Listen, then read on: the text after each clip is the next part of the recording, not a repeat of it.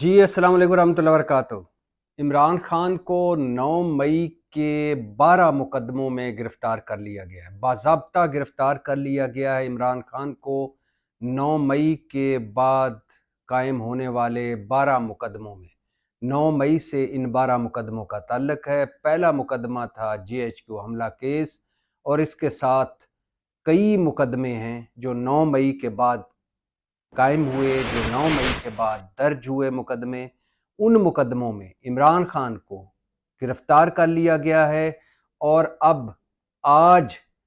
इंसदाद दहशतगर्दी की अदालत में जो अडयाला जेल में ही लगेगी उसमें इमरान खान को पेश किया जाएगा और तफ्तीश जारी है। रिमांड की दरख्वास्त की जाएगी। एक केस में तो रिमांड की दरख्वास्त मुस्तरद हो गई है, 11 केसों में रिमांड की दरख्वास्त की जाएगी और इमरान खान जो साइफर केस में और तोशाखाना केस में जिनको जमानत मिल चुकी है और जो 190 मिलियन पाउंड और तोशाखाना रेफरेंस में गिरफ्तार हैं, उनको 9 मई के 12 मुकदमों में बाज़ाब्ता गिरफ्तार कर लिया गया है। इस पर हम बात करते हैं कि इसके बाद क्या होगा, इन मुकदमों का क्या होगा और ये इन मुकदमों का ट्रायल कैसे होगा और फिर इन मुकदमों में कितनी सज़ा हो सकती है। इस हवाले से तो बाद में बात करते हैं। पहले ये बताता चलूँ कि परवेज़ मुशर्रफ को जनरल परवेज़ मुशर्रफ की सज़ाए मौत बहाल हो चुकी है। जैसा कि आपको पता है उनकी सज़ाए मौत बहाल हो चुकी है, लेकिन उनके लवाहिकीन के पास एक मौका है कि वो इस सज़ा के ख़िलाफ़ अपील कर सकते हैं और सुप्रीम कोर्ट में अपील कर सकते हैं। आपके ज़हनों में होना चाहिए कि परवेज़ मुशर्रफ साहब को खसूसी अदालत 3 जज साहबान पर मुश्तमिल अदालत ने, जो खसूसी अदालत थी, सज़ाए मौत दी थी 2-1 से। सेठ वकार खैबर पख्तूनख्वा के justice, Khyber Pakhtunkhwa high court के जस्टिस सेठ वकार इस बेंच को हेड कर रहे थे। जस्टिस शाहिद करीम उसमें शामिल थे, जस्टिस नज़र अकबर शामिल थे। जस्टिस शाहिद करीम और जस्टिस सेठ वकार ने फैसले में लिखा था कि परवेज़ मुशर्रफ को सज़ाए मौत दी जाए, जबकि जस्टिस नज़र अकबर ने फैसले से इख्तलाफ किया था और कहा था कि इस्तग़ासा केस साबित नहीं कर सका, लिहाजा परवेज़ मुशर्रफ को सज़ाए मौत नहीं देनी चाहिए। लिहाजा 2-1 से परवेज़ मुशर्रफ को सज़ाए मौत हुई थी। सेठ वकार ने उसमें एक पैराग्राफ ये भी लिखा था कि अगर परवेज़ मुशर्रफ सज़ा से पहले, क्योंकि उन दिनों परवेज़ मुशर्रफ बैरून मुल्क थे, अगर सज़ा से पहले वो फौत हो जाते हैं, परवेज़ मुशर्रफ आपके ज़हनों में उन दिनों यूएई में थे और बहुत बीमार थे और इलाज करवा रहे थे, तो सेठ वकार साहब ने इस हवाले से, जस्टिस सेठ वकार ने, जो अब खुद भी फौत हो चुके हैं, उन्होंने इस हवाले से लिखा था कि अगर परवेज़ मुशर्रफ सज़ा से पहले फौत हो जाते हैं, तो अगर वो दफना दिए जाते हैं तो उनको कब्र से निकाल कर घसीट कर सजाए मौत दी जाए, जिस पर बहुत दिल दे हुई थी, जिस इस मुतनाज़े पैराग्राफ पर बहुत तनकीद हुई थी। लेकिन 2-1 से ये खसूसी अदालत ने परवेज़ मुशर्रफ को सजाए मौत दी थी, जिसके बाद जस्टिस मुज़ाहिर अली अकबर नकवी और जस्टिस अमीर भट्टी आजकल चीफ जस्टिस हैं लाहौर हाई कोर्ट के, इन 2 जज साहबान पर मुश्तमिल बेंच ने, लाहौर हाई कोर्ट ने इस खसूसी अदालत की सजाए मौत को ख़त्म कर दिया था। फिर ये इसके ख़िलाफ़ अपील हुई इस सुप्रीम कोर्ट में और 3 रुकनी बेंच जिसकी सरबराही फाइज ईसा काजी कर रहे थे, उस बेंच ने परवेज़ मुशर्रफ को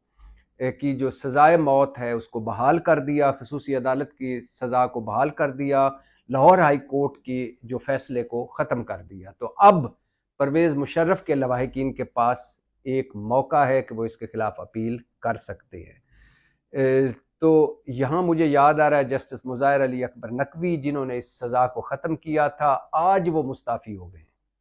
और उनके खिलाफ 10 शिकायतें थी। सुप्रीम जुडिशल काउंसिल में उनके खिलाफ असासों से, ज़राए आमदन से ज़्यादा असासों का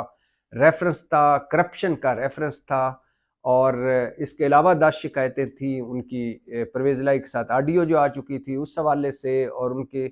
मुख्तलिफ बिजनेसमैनों से उन पर इल्ज़ामात थे कि उन्होंने, उनके बच्चों ने और उन्होंने फ़ायदे हासिल किए, माली फ़ायदे हासिल किए। تو ان کا کیس چل رہا تھا سپریم جوڈیشل کونسل میں. انہوں نے سپریم جوڈیشل کونسل کو چیلنج بھی کیا، اس کی سماعتوں کو بھی چیلنج کیا، سپریم کورٹ میں بھی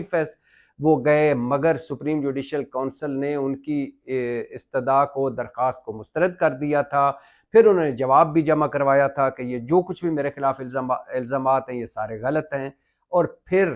گزشتہ روز اچانک انہوں نے استعفیٰ دے دیا. اب اس استعفے کو دو طرح سے لیا جا رہا ہے. ایک تو جیسے جسٹس مظاہر علی اکبر نقوی کے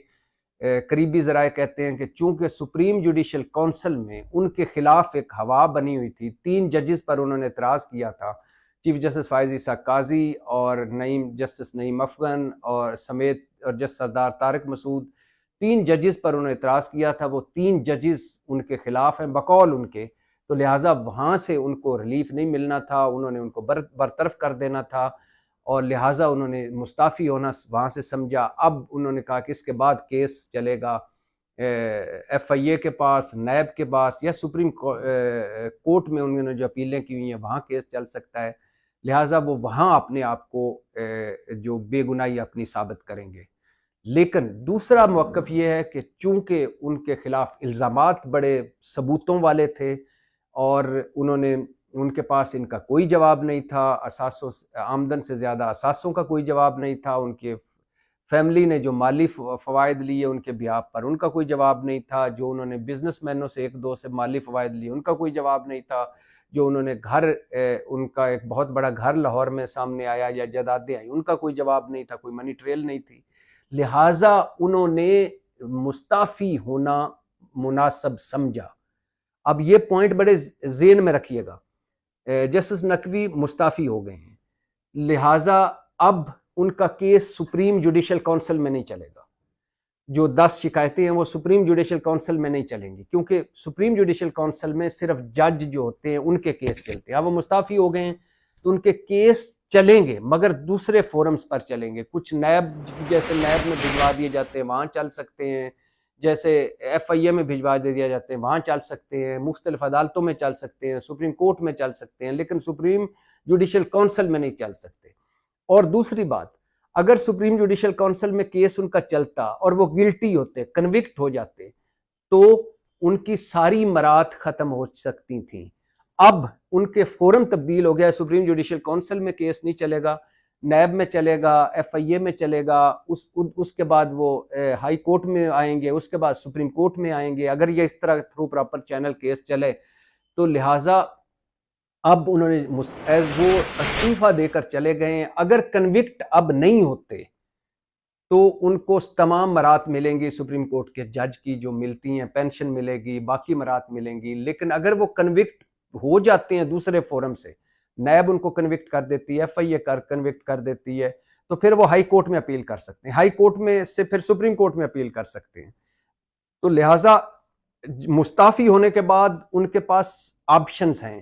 کہ نیب، ایف آئی اے کے بعد وہ ہائی کورٹ آ سکتے ہیں، سپریم کورٹ آ سکتے ہیں. لیکن جب اگر مستعفی نہ ہوتے تو سپریم جوڈیشل کونسل کے علاوہ ان کے پاس کوئی آپشن نہیں تھا. یہاں سے کنوکٹ ہوتے تو یہیں اپیل کر سکتے تھے سپریم کورٹ میں، اور اگر وہ اپیل ختم ہو جاتی تو وہ برطرف ہو جاتے اور تمام مراد ختم ہو جاتی. تو لگ ایسے رہا ہے کہ انہوں نے اپنے جج کی مراد کو سامنے رکھا، سپریم جوڈیشل کونسل میں جو ہیئرنگ ہو رہی تھی اس کو سامنے رکھا، اور جو الزامات ہیں ان کو سامنے رکھا، اور مقابلہ نہیں کیا. حالانکہ میں سمجھتا ہوں ان کو مقابلہ کرنا چاہیے تھا الزامات کا، اور ان کو کیس اپنا لڑنا چاہیے تھا. اب واپس آتے ہیں جی عمران خان پر. عمران خان پر پہلی مرتبہ عمران خان کو 9 مئی کے 12 مقدموں میں گرفتار کیا گیا، اور اس میں 10 مقدموں میں جی آئی ٹی نے ان کو گناہگار قرار دیا ہے. اور ان 12 مقدموں میں اب یہ 12 مقدمے بھی اڈیالہ جیل میں چلیں گے، اور ان 12 مقدموں یہ علیحدہ علیحدہ مقدمے چلیں گے مختلف تنصیبات پر. کہیں عمران خان کو اس میں نامزد کیا، دہشت گردی کی دفعات لگی ہیں، شکیں لگی ہیں، تو یہ دہشت گردی کی عدالت لگے گی، لہٰذا سزا زیادہ ہو سکتی ہے. دہشت گردی کی عدالت میں سزا زیادہ ہو سکتی ہے، اور اس کے بعد عمران خان کے پاس آپشن ہوگا ہائی کورٹ کا اور سپریم کورٹ کا. عمران خان کو 9 مئی کے حوالے سے ان کو منصوبہ ساز کہا جاتا ہے، ماسٹر مائنڈ کہا جاتا ہے، پلاننگ میں کہا جاتا ہے، اور عمران خان کو کے بارے میں الزام لگتا ہے کہ عمران خان ان ٹچ تھے، نیب کی حراست میں بھی ان ٹچ تھے جب وہ ان کو اریسٹ کیا گیا تھا اپنے تحریک انصاف کے لوگوں سے، اور بتایا جاتا ہے کہ جیو فینسنگ بھی موجود ہے، ٹیلی فون ریکارڈنگ بھی موجود ہے کہ جو بتاتی ہے، اور اس کے علاوہ شواہد بھی موجود ہیں کہ عمران خان ان ٹچ تھے 9 مئی کے واقعات سے، اور یہ بھی بتایا جاتا ہے کہ عمران خان کہ جو 16 مہینے جو ان کا بیانیہ تھا جس کا نتیجہ 9 مئی تھا، اس وجہ سے عمران خان اس میں اہم کردار ادا کر سکتے، اہم کردار ہے ان کا 9 مئی کے حوالے سے۔ لیکن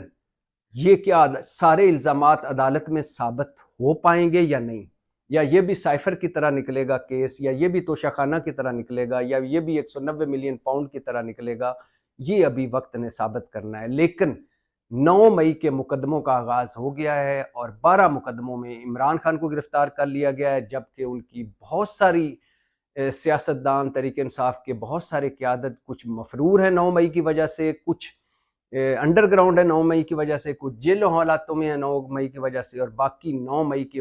وجہ سے پارٹی چھوڑ کر پرویز خٹک استحکام پاکستان پارٹی میں جا چکے ہیں، اور چند سیاست ہی چھوڑ چکے ہیں۔ پاکستان زندہ باد۔